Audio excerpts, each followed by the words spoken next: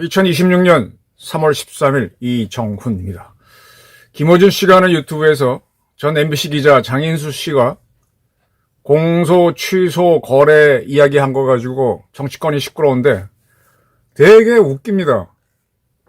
앞선 방송에서 이재명은 자기 눈을 자기가 찔렀다, 스스로 모순에 걸렸다 그랬는데, 지금 민주당 그리고 청와대가 하는 걸 보게 되면 김어준은 무서워하는 것 같아요.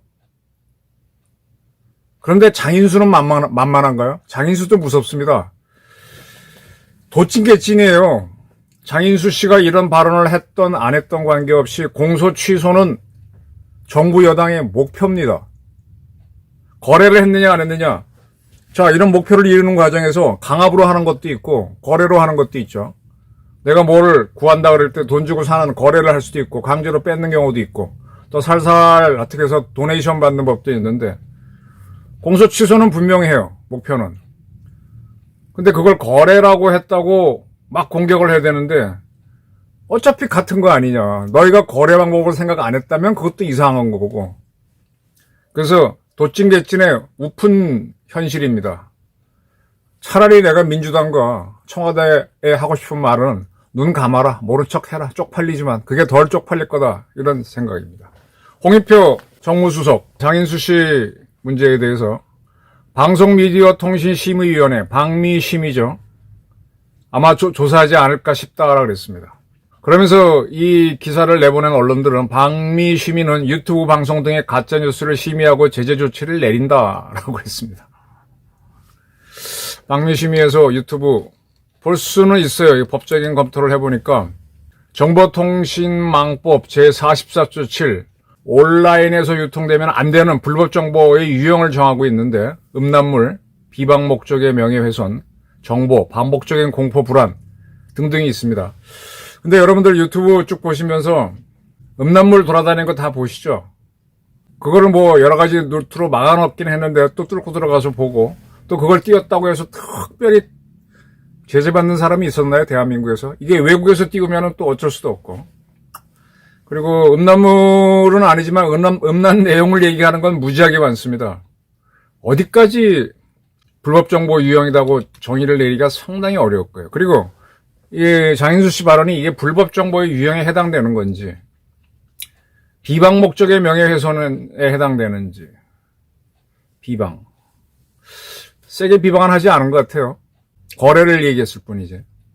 그리고 이 방송미디어통신심의위원회에서 조사해서 그렇게 뭐 법적으로 어떻게 할 수 있는 게 없을 겁니다. 이거 해가지고 검찰이나 경찰에 넘겨서 수사하라고 한들 그럴 권한이나 있는지 모르겠는데, 뭐 고발은 할 수 있겠지. 근데 그때 그렇다고 해서 수사기관에서 수사를 할까? 뭘로 처벌을 하죠? 이게 만약에 동아일보, 조선일보에서 했다 그러면은 뭐 이걸 가지고 폐간 조치를 할 수도 있을 텐데, 폐간하면 할수록 정권은 무너지고 언론은 뜰 겁니다. 언론은 뜹니다. 참 장인수 씨가 텍사스 안타를 의도했는지 안 했는지 모르겠어요. 장인수 씨는 세계일보 출신으로 MBC에 있으면서 한 20년 정도 기자 생활한 사람입니다. 저는 만나본 적은 없고요. 인베스티게이티브 리포트, 제가 좋아하는 그런 분야를 취재했다고 하는 친구인데, 뭐 저는 거의 TV를 안 보고 하니까 뭐 그런 쪽에 보도를 많이 해왔어요. 그래서 과거 제가 있을 때 터져나왔던 채널A하고 검찰에 검언유착 보도를 해서 이달의 기사상을 받았는데, 이게 과연 특종인지 아닌지는 전 지금도 좀 헷갈려요. 왜냐하면 그게 서로 짜고, 검찰과 그게 언론이 짜고 한 건지, 거꾸로 방송사하고 검찰이 짜고 한 거 아닌지 난 그렇게 보이기 때문에, 그러니까 이게 이달의 기사상은 그때는 받았지만 그걸로 끝났죠. 한국기자상까지 못 가죠. 그리고 이게 장인수 씨에 대해서 지금 이제 여당에서는 김어준은 고소고발하지 않고 장인수만 하겠다 그러는데, 왜 김어준을 안 해? 이 김어준을 건드려 놓으면, 지금 김어준 씨가 하는 유튜브에 민주당의 숱한 실력자들이 나가서 나불나불 자기 자랑하고 많이 했죠. 그게 저절로 됐겠습니까? 거기 나가기 위해서 줄 서 있잖아요. 그 어떤 의원은 어떤 사람은 어떻게 했다. 오죽하고 공직에 있는 사람까지 나가서 뭐 공영 매체인 KBS가 있음에도 불구하고 했는데 이러이러해서 터져나왔다고 만약에 김어준 씨가 완전히 반 이재명 정권 돌아서서 폭로하기 시작하면은 이 정권이 무너지죠. 원래 가장 큰 배신은 측근의 배신이잖아요. 그 전에 특수수사를 쭉 해보면은 뭐 기업인들 상대로 하는 경우에는 주로 특수수사에서 건드는 대상이 그 비서하고 운전기사를 집요하게 쪼아대죠. 어디 갔느냐, 뭐 했느냐.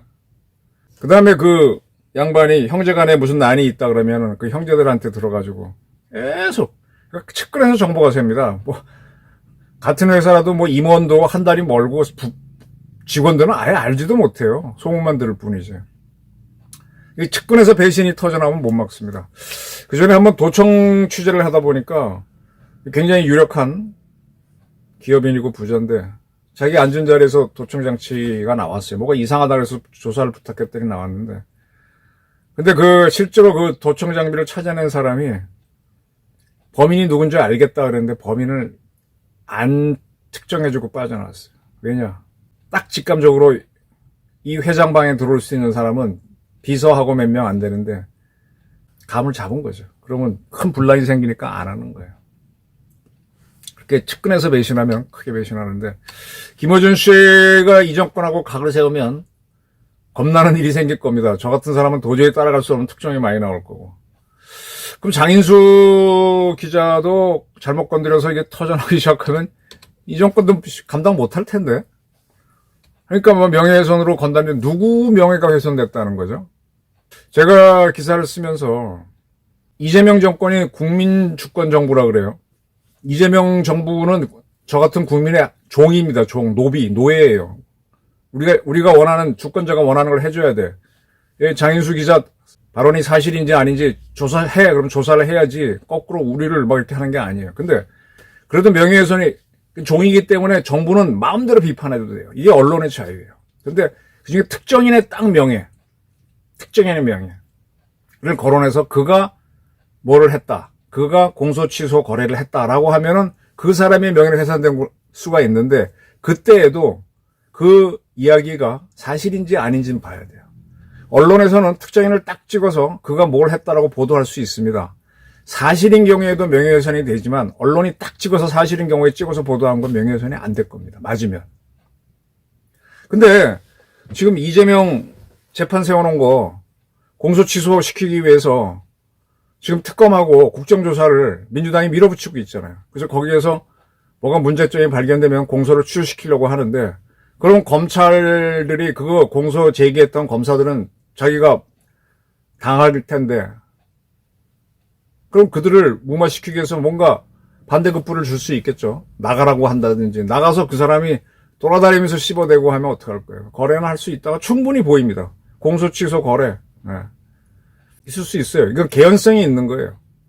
그리고 어쨌든 간에 검사들한테 공소 취소를 받아내려면 그 일을 맡은 사람들, 예를 들면 옛날에는 이런 것들, 제 얘기를 좀 할게요. 제가 국정원 기사를 많이 썼습니다. 그러면 그 친구들이 내가 돌아다니는 거 알죠. 또 마지막에는 그쪽 공보라인 가서 이거 답변하라고 딱 던져주면 이거 뭐야 하고 거꾸로 묻다가 답변하라고 그러면 이제 감 잡고 쫓아오죠. 안 되면 뭐 한참 마감할 때요. 뭐 신문사 들어오기 힘든데 어떻게든 들어오더라고요.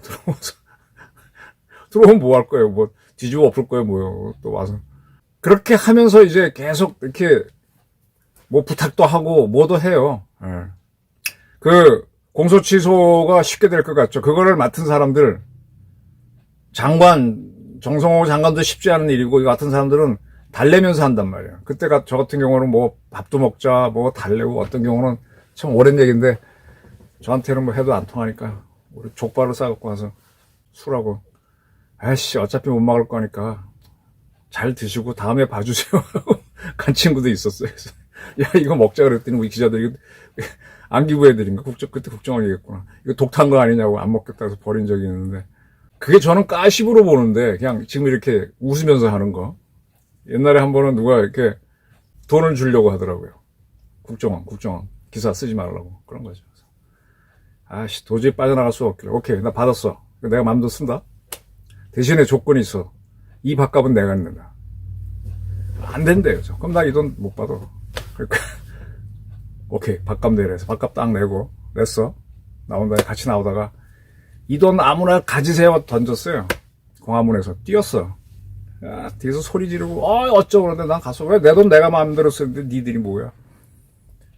그렇게 해서 이제 그 사람들 띄어내고 하는 건데, 제가 드리는 말씀은 제 자랑이 아니라 저를 그렇게 설득하기 위해서 온갖 거래를 다 들어온다는 거예요.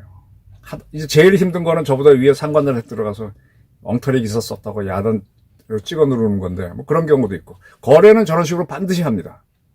지금 공소 취소, 이재명에 대한 공소 취소하는 건 쉬운 일이 아니에요. 찍어 누르다가 어디서 어떻게 터져 나올지. 지금처럼 유튜브 많은데 그 중에 억울하다고 하는 검사가 저 만나서 할 수도 있고, 언론에 가서도 할 수도 있고, 채널A나 TV조선 갈 수도 있고. 이거 쉽지 않은 거예요.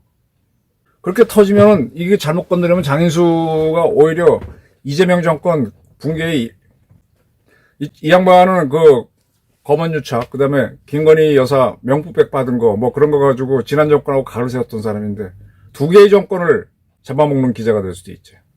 그러니까 겁이 나는 거야. 근데 안 할 수는 없고 하니까 명예훼손, 특정인의 명예를 거론하지 않고 정부의 명예다, 개인에 대한 명예훼손이면 그거 갖고 다툼의 여지가 있는데 그게 아니다라고 하고 두리뭉실 갔으면 못할 겁니다.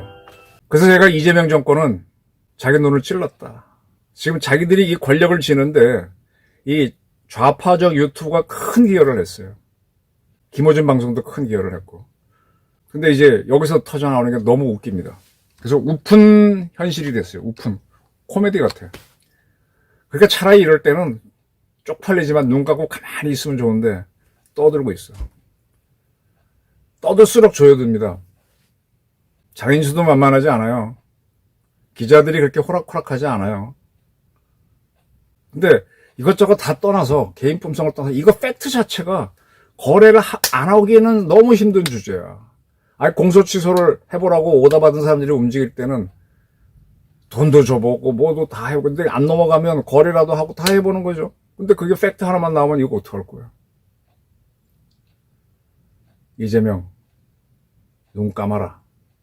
이게 정답인데 이재명 충성파들이 반대로 가죠. 항상 저는 충신하고 간신이 좀 헷갈리는데, 자기네 이 원맨을 위해서 강경하게 나가는 자들 충신인 것 같은데 세월 지나면 이 자들이 간신인 경우가 많아요. 뭐 해야 된다는데 그거 하면 죽는 수인데, 지금 망신 당하더라도 그냥 망신 당하고 물러서십시오 하는 게 사는 수인데, 이 충신들이 정권을 몰락시킵니다. 그래서 리더가 영악해야 돼요. 전두환 같은 경우는 86년에 그 시위가 터질 때 강경파들은 계엄령 내리라 그러죠.